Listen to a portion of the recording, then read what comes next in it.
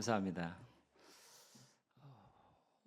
오늘 이렇게 권사님들 다 나오셔서 이렇게 찬양하시는 모습 보면서 왜 이렇게 울컥하는지 모르겠습니다. 그 이유가 뭔지 모르겠어요.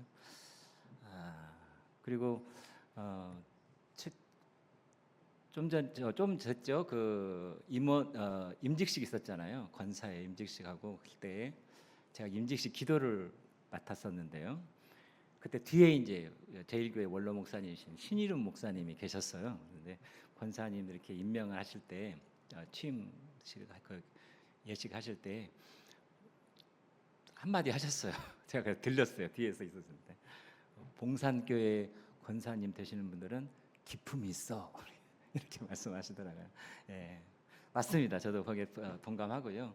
또 우리 봉산교회가 우리 대구 지방의 모체가 되는 그런 교회이고 항상 저희들이 바라보고 가는 그런 교회인 줄로 믿습니다.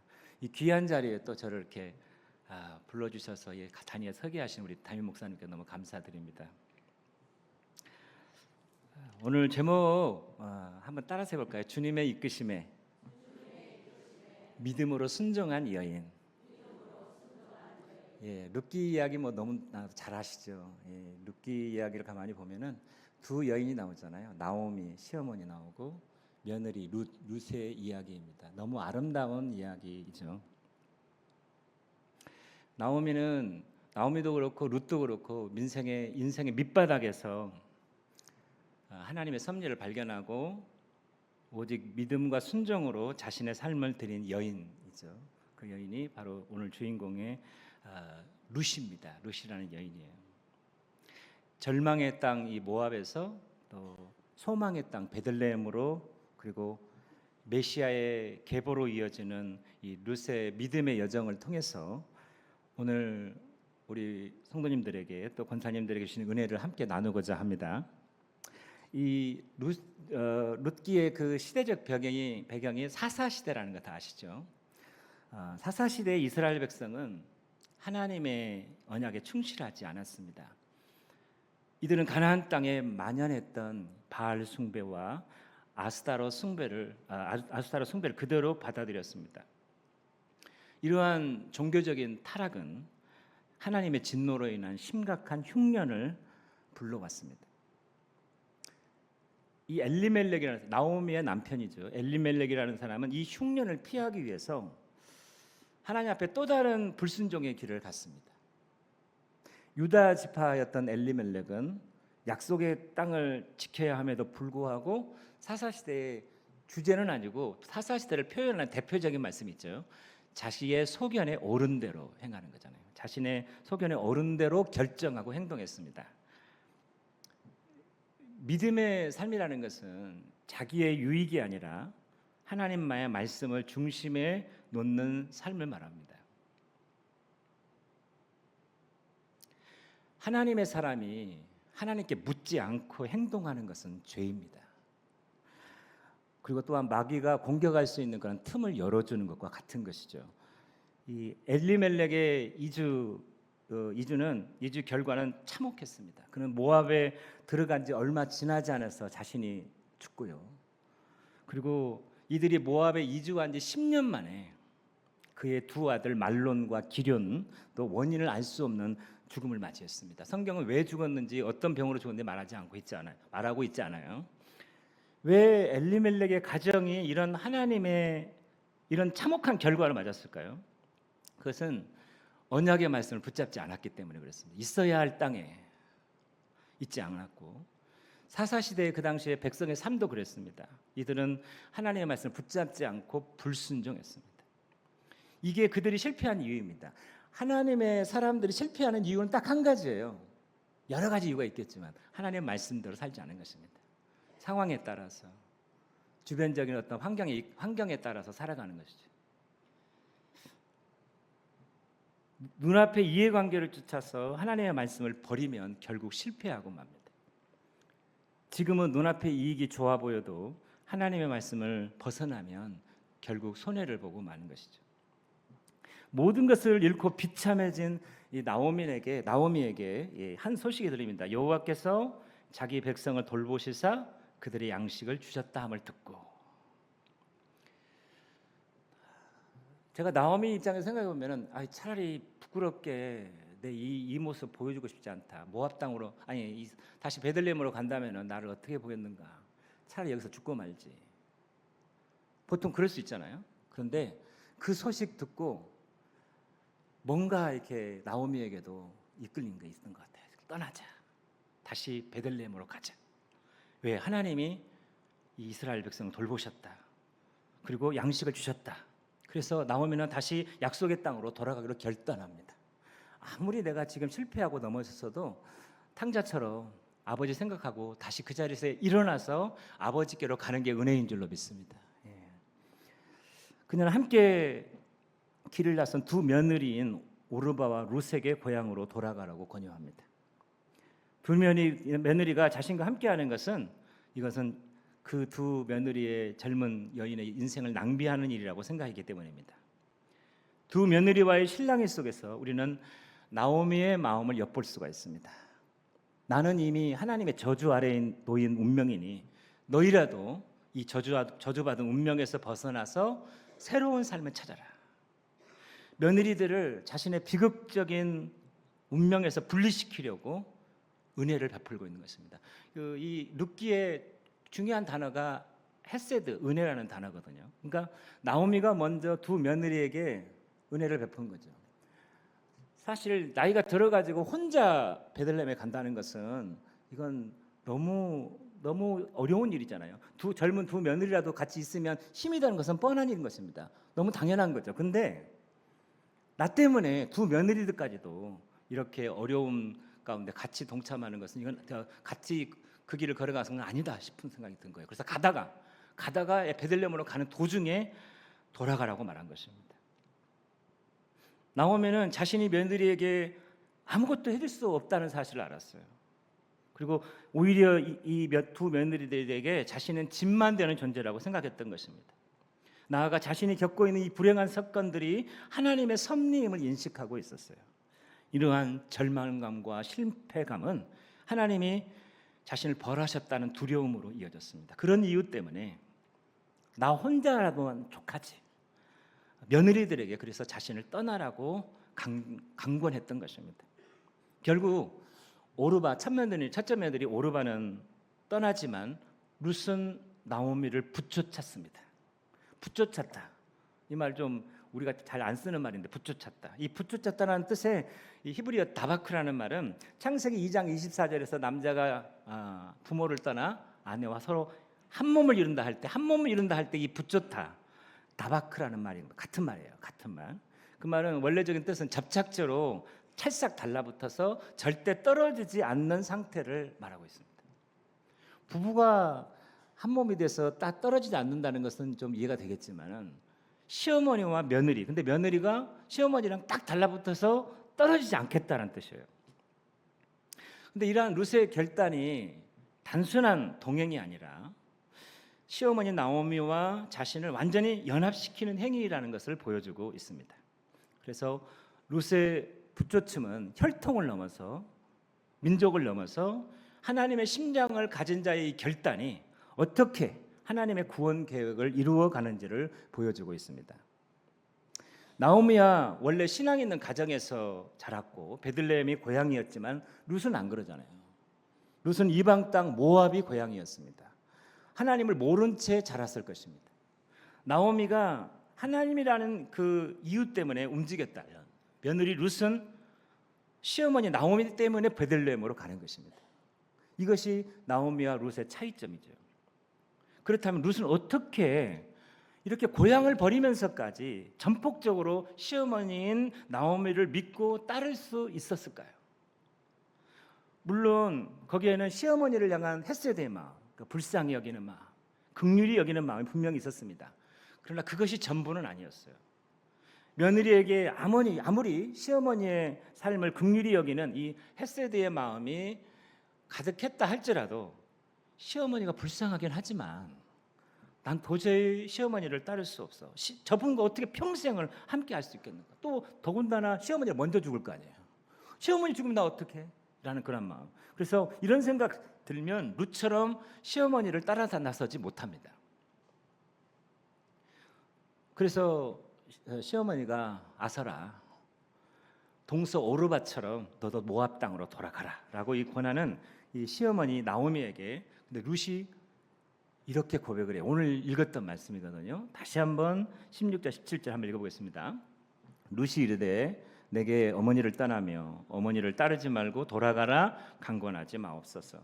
어머니께서 가시는 곳에 나도 가고 어머니께서 머무시는 곳에서 나도 머물겠나이다. 어머니의 백성이 나의 백성이 되고 어머니의 하나님이 나의 하나님이 되시리니 어머니께서 죽으시는 곳에서 나도 죽어 거기 묻힐 것이다. 만일 내가 죽는 일 외에 어머니를 떠나면 여호와께서 내게 벌을 내리시고 더 내리시기를 원하나이다. 이 비슷한 내용이 어디서 또 나오는지 아세요? 다윗이 압살롬에게 쫓겨가지고 이제 도망갑니다. 기드론 시냇가를 건너려고 하는데 그때 이때라는 사람, 이방의 가드 사람인데 이렇게 망명해서 왔는데, 이때도 이방 사람이고, 그리고 그래서 다윗이 너 나 따라오면 너 힘들어진다. 너도 나도 가드 땅에서 그렇게 망명 생활 했는데 망명 생활 너무 힘든데 너 떠나가라 그래요. 그런데 그때 가드 사람 이때가 내가 절대로 다윗과 하나님, 그 하나님을 떠나지 않겠다. 죽는 한이 있도록 떠나지 않겠다고 말해요. 이 결단은 그러니까 단순하게 인간적인 결단이 아니고 하나님으로부터 시작되는 결단이에요. 이러한 결단은. 며느리 룻이 왜 이런 결정을 내렸을까요? 시어머니 나오미의 영향력 때문입니다. 나오미가 룻을 향해서 뭔가 아름다운 삶의 모범을 보였기 때문이에요.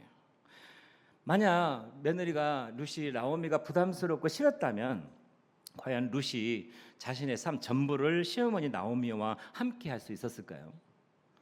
하지만 그것보다 더 근원적으로 룻이 나오미를 따라서기로 결단한 이유는 단순한 고부간의 정을 넘어선 하나님의 거룩한 이끌림에 믿음으로 반응했기 때문입니다.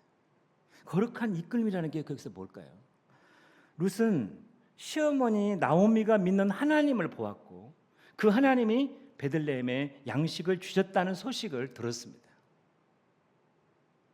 내가 믿는 하나님이 진짜 하나님이라면 그 냄새를 풍기게 돼요. 그리고 흘러가게 돼 있습니다.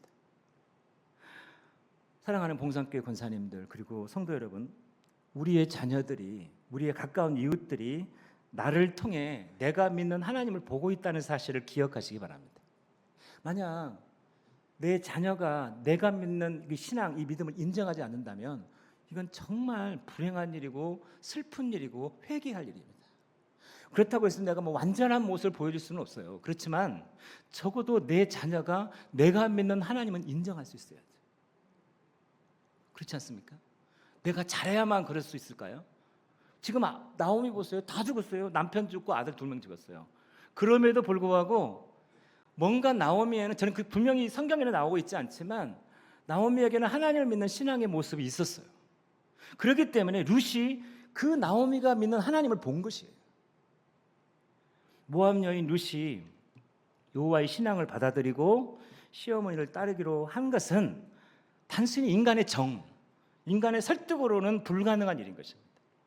성령께서 룻의 마음을 감동시켜서 보이지 않는 하나님의 나라를 사모하게 하시는 어떤 불가항력적인 은혜가 그 배후에 있었던 것입니다. 마치 리브가가 아브라함의 종이 자신을 이삭의 아내로 요청했을 때 이 아브라함의 종은 그 다음날 바로 가려고 그래요. 그때 리브가가 어떻게 했죠? 주저하지 않고 따라갔어요. 이것은 믿음은 하나님의 이끄심을 따르는 모험인 것입니다. 창세기 24장 58절을 제가 읽어보면 리브가를 불러 그에게 이르되 네가 이 사람과 함께 가려느냐? 그가 대답하되 가겠나이다. 뭘 믿고? 간다는 얘기는 이제 못 본다는 거거든요. 그 먼 가나안 땅으로 가는 거거든요. 아브라함의 종이 하나님의 인도하심을 간증했을 때, 또 자기가 어떤 그 아브라함의 종이 원래 기도했던 그 내용을 자기가 했거든요. 행동으로, 성경 내용을 보면. 근데 리브가는 가족의 만류나 망설임 없이 가겠나이다 하고 대답했습니다. 이게 뭘까요? 이건 상황이 완벽해서가 아니고 이 부르심이 하나님께로부터 온 것임을 영적으로 직감했기 때문입니다. 우리가 하나님의 자녀가 된 거, 그냥 된 거 아니잖아요. 나중에 보니까 하나님이 나를 이끄셨어. 예수님을 믿는 믿음을 나에게 주셨어요. 거기에 내가 믿음으로 반응했고 거기에 믿음으로 내가 순종했던 것을 보게 됩니다. 우리가 하나님의 자녀로 거듭나는 순간 우리에게는 하나님의 음성을 들을 수 있는 제3의 귀가 주어졌다는 사실을 믿으시기 바랍니다. 우리가 하나님의 자녀가 되는 권세를 받게 된 것도 마찬가지입니다.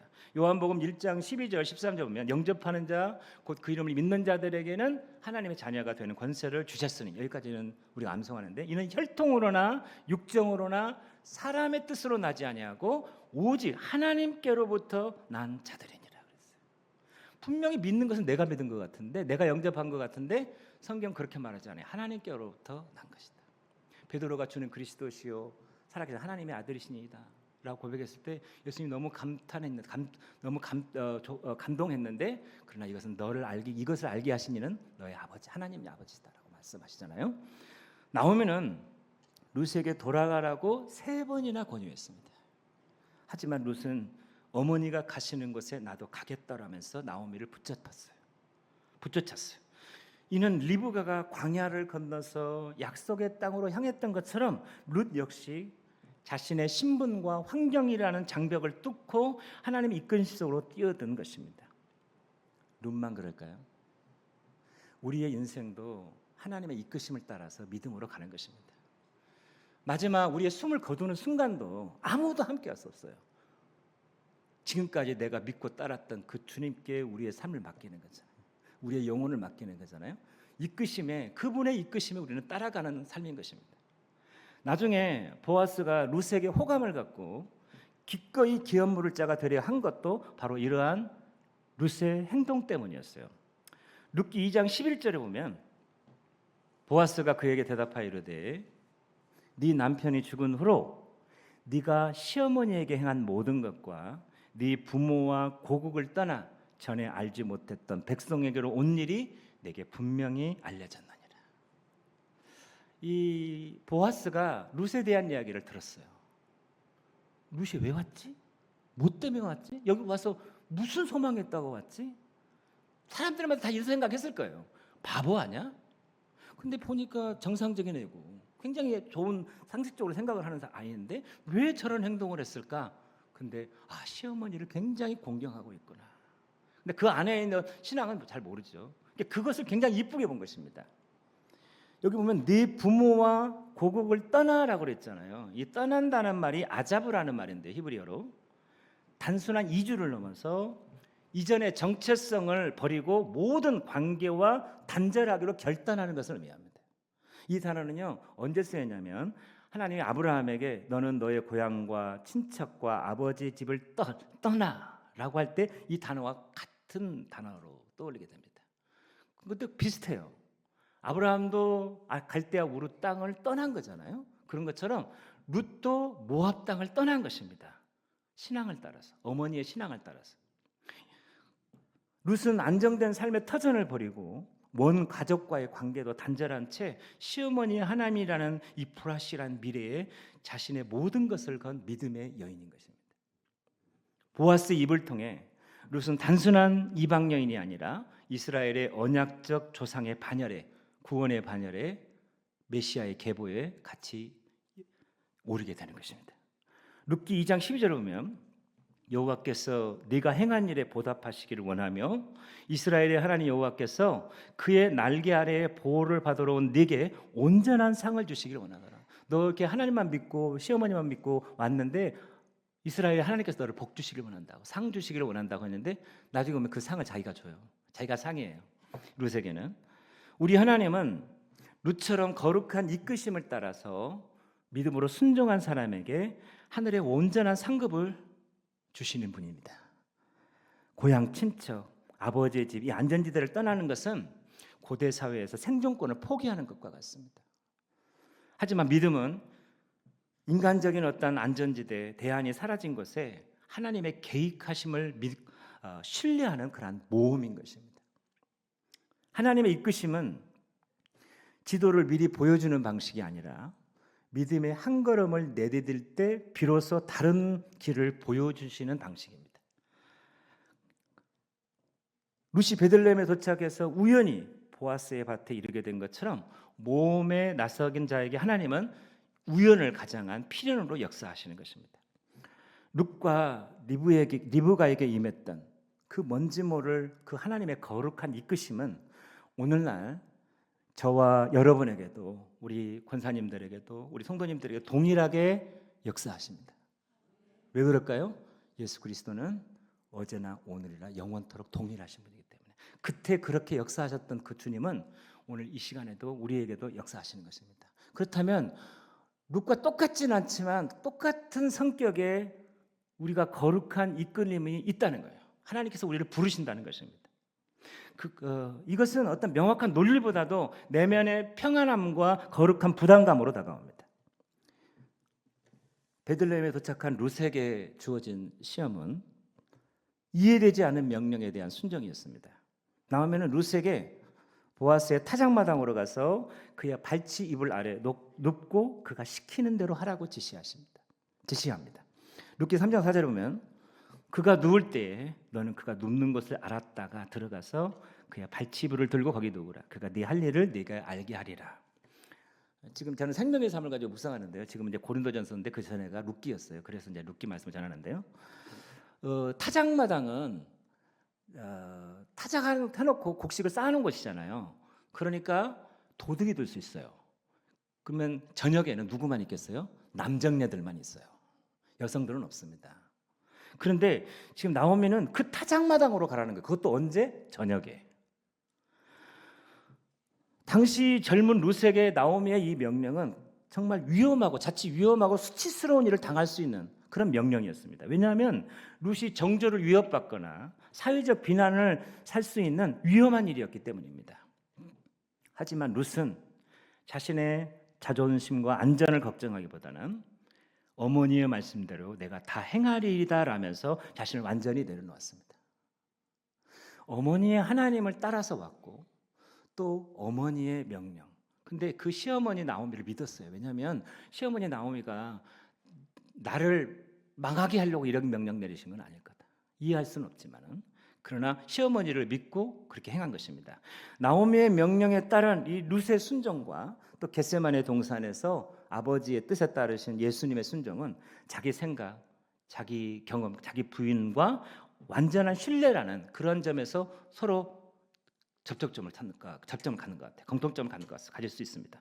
이 겟세마네의 예수님은 십자가라는 극심한 고통과 하나님으로부터 버림받음을 앞두고 계셨습니다.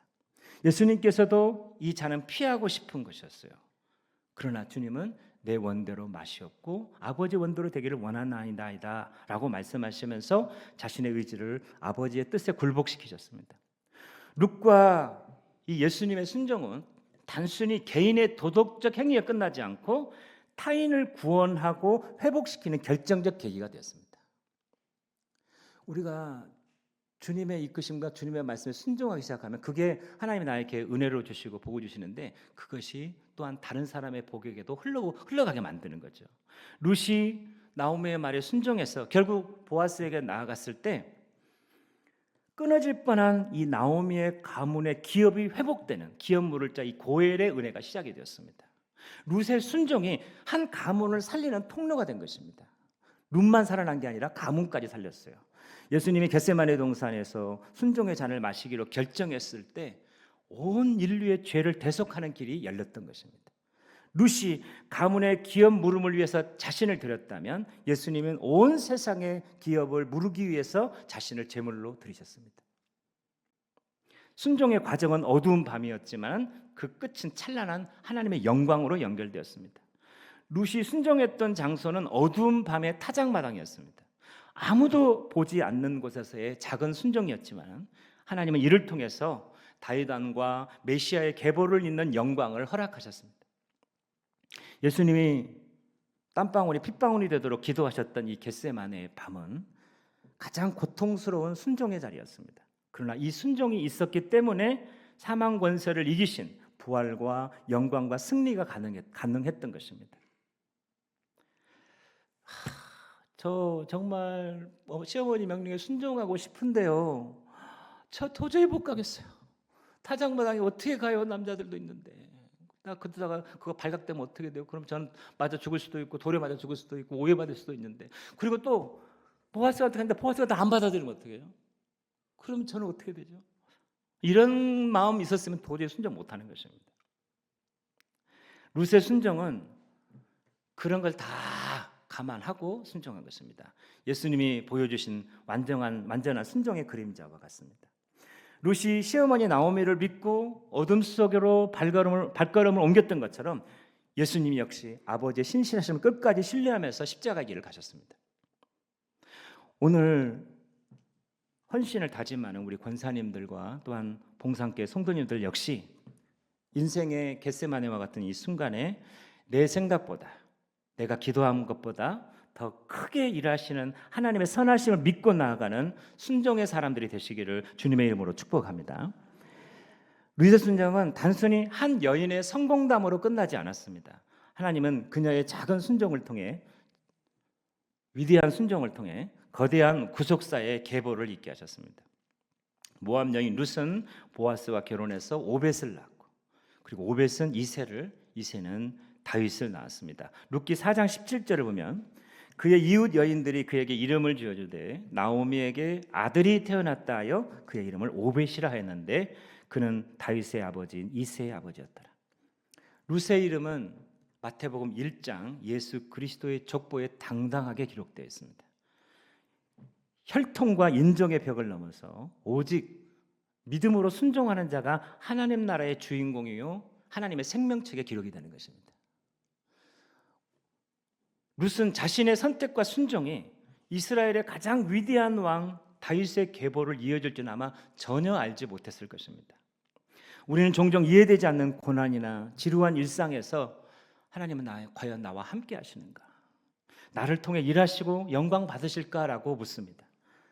그러나 하나님은 우리가 보지 못하는 곳에서 하나님 나라의 거대한 퍼즐을 맞추고 계십니다. 룻이 시어머니를 통한 하나님의 거룩한 부르심에 믿음으로 반응한 것, 또 시어머니를 사랑으로 섬긴 그 소박한 일상의 퍼즐 조각이 모여서 메시아 예수 그리스도의 계보가 완성이 된 것입니다. 하나님은 결코 실수하지 않으십니다.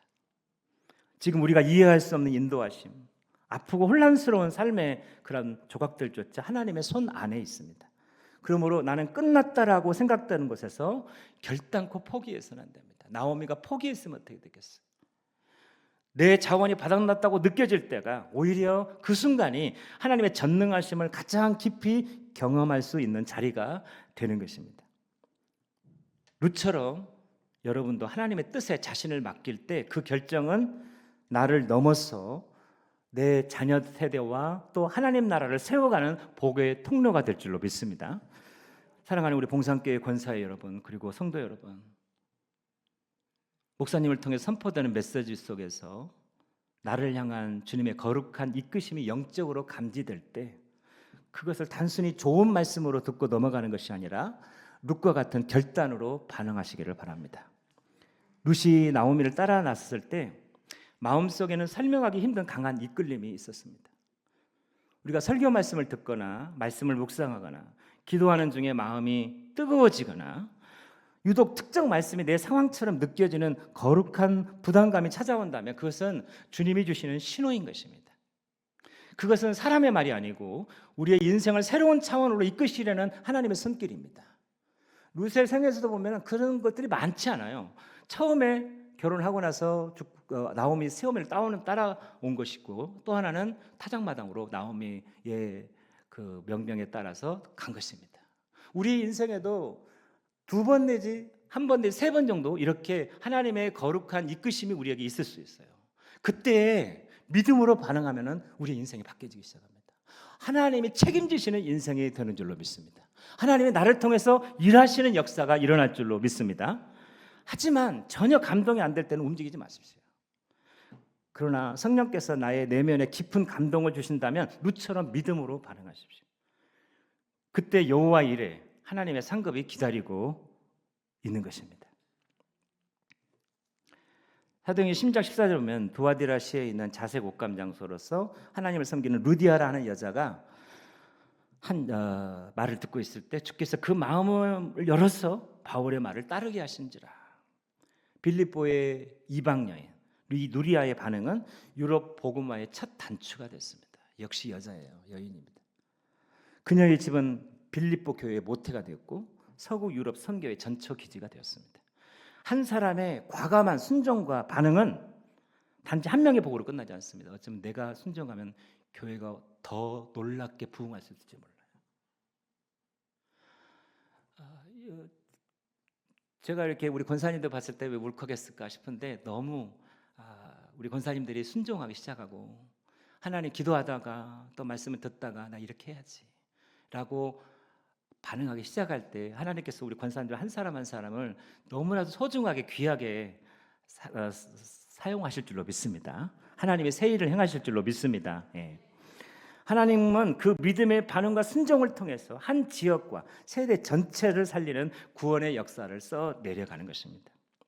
우리 대구 강동교회는 올해 개척한 지 19년이 됐습니다. 벌써 19년째 제가 40세에 왔는데 주님은 뜻밖의 이곳 대구 땅에서 말씀 묵상을 중심으로 한 교회를 세우게 하셨습니다.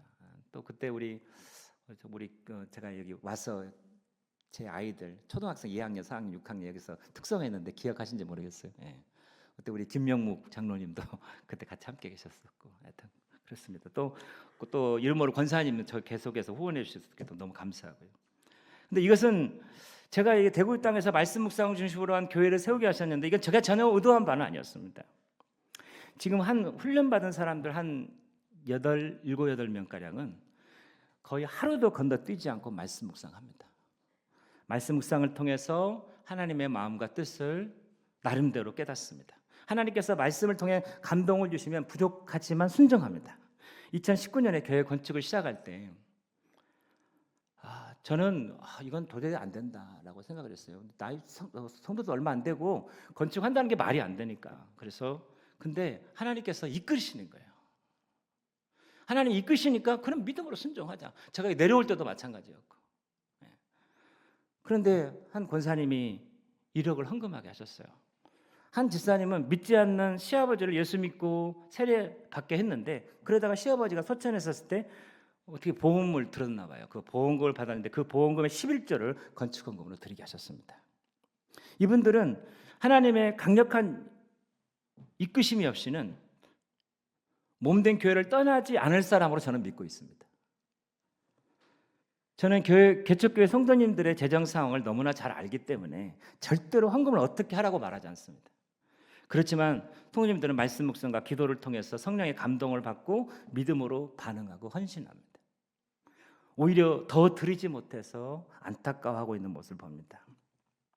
오늘 왜 내가 기도하는데 이 말씀을 듣는데 계속 이 말씀이 왜 생각나는 거지? 왜 나에게 이런 마음을 주실까? 룻이 모압의 안락함을 뒤로하고 믿음으로 시어머니 나오미를 따라 나섰던 것처럼 마치 내가 왜 이 짓을 하고 있는 거야? 내가 이건 지금 내 인생 망치는 거 아닌가? 이런 생각도 있을지 모르겠지만 아니 모르겠다. 나 정말 이거 시어머니 믿는 하나님 믿고 나 따라가겠다. 이 결단이요 예수 그리스도의 조상의 계보에 들어갑니다. 다윗 왕의 그 계열에 같이 들어가는 것입니다. 그리고 하나님이 그 여인의 이 결단을 사용하셔서 놀랍게 축복하시는 모습을 봐요. 룻의 순종이 위대했던 이유는 베들레헴으로 가면 무엇으로 먹고 살지, 과연 보아스가 나를 받아줄지 미리 계산하지 않았다는 것입니다. 주님의 이끄심이 감지될 때 가장 큰 장애물은 인간적인 상식과 계산입니다.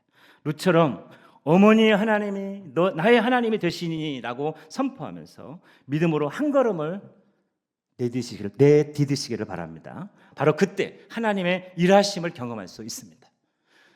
이끄심을 순종할 때 하나님 경험해요. 순종하지 않으면 어떤 하나님의 이끄심도 경험할 수 없습니다. 내가 만약 인생을 계속 신앙생활을 하는데 하나님의 이끄심을 내가 경험하지 못했다. 순종하지 못했던 거라고 할 수 있어요. 감히 제가 말을 하지만 즉각적인 순종으로 그분의 이끄심에 온전히 순종하십시오. 나오미의 이해되지 않는 명령에 룻이 내가 다 행하리이다 라고 즉시 순종했듯이 말씀 속에서 감동이 올 때 용기를 가지고 행동하시기를 바랍니다. 오늘 여러분들의 작은 순종이 계속해서 이어질 때 바로 그 순종의 현장에서 준비된 은혜와 여호와 이레를 경험하게 될 줄로 믿습니다. 여러분의 그 과감한 순종이 여러분의 가문을 세우고 또 주님의 몸된 교회를 세울 수 있는 줄로 믿습니다. 이건 저의 말로 듣지 마시고 정말 주님의 말씀으로 들으셔서 하나님 내가 어떻게 순종할까요? 어떻게 할까요?